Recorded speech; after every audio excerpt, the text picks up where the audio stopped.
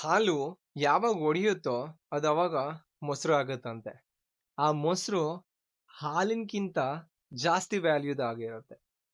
ಅದೇ ತರ ಮೊಸರು ಜಾಸ್ತಿ ಕೆಟ್ಟೋದ್ರೆ ಅದು ಚೀಸ್ ಆಗಿ ಕನ್ವರ್ಟ್ ಆಗುತ್ತಂತೆ.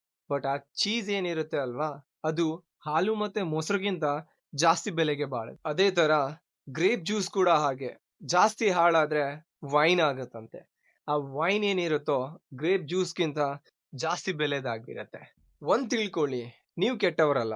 ಹಾಗೆ ನೀವೇನಾದ್ರೂ ತಪ್ಪು ಮಾಡ್ತಾ ಇದೀರಿ ಅಂತ ಅನ್ಕೊಂಡ್ರೆ ಅದನ್ನ ತಲೆಯಿಂದ ತೆಗ್ದಾಕ್ಬಿಡಿ. ನೀವೇನ್ ತಪ್ಪನ್ ಮಾಡ್ತಾ ಇದ್ದೀರೋ ಆ ತಪ್ಪು ಮುಂದೆ ನಿಮ್ನ ಒಂದು ಒಳ್ಳೆ ಪರ್ಸನ್ ಆಗಿ ಬದಲಾಗಕ್ಕೆ ಹೆಲ್ಪ್ ಮಾಡ್ತಾ ಇದೆ ಅಂತ ತಿಳ್ಕೊಳ್ಳಿ. ನಿಮ್ಗೆ ಗೊತ್ತಾ, ಕ್ರಿಸ್ಟೋಫರ್ ಕೊಲಂಬಸ್ ಅಂತ ಹೇಳೋ ವ್ಯಕ್ತಿ ಒಂದು ತಪ್ಪಾದ ನೇವಿಗೇಷನ್ ಇಂದ ಅಮೆರಿಕಾನೇ ನೋಡಿದ್ನಂತೆ. ನೀವು ಮಾಡಿರೋ ತಪ್ಪಿಂದ ಕೊರಗೋದನ್ನ ಬಿಟ್ಬಿಡಿ. ಪರ್ಫೆಕ್ಟ್ ಅನ್ನೋದು ಪ್ರಾಕ್ಟೀಸ್ ಇಂದ ಬರೋದಲ್ಲ. ಪ್ರಾಕ್ಟೀಸ್ ನ ಮಿಡಲ್ ಅಲ್ಲಿ ನೀವೇನ್ ತಪ್ಪನ್ನ ಮಾಡ್ತೀರಲ್ವಾ, ಆ ತಪ್ಪನ್ನ ಕಲ್ತ್ಕೊಂಡು ಪರ್ಫೆಕ್ಟ್ ಆಗ್ತಾರೆ.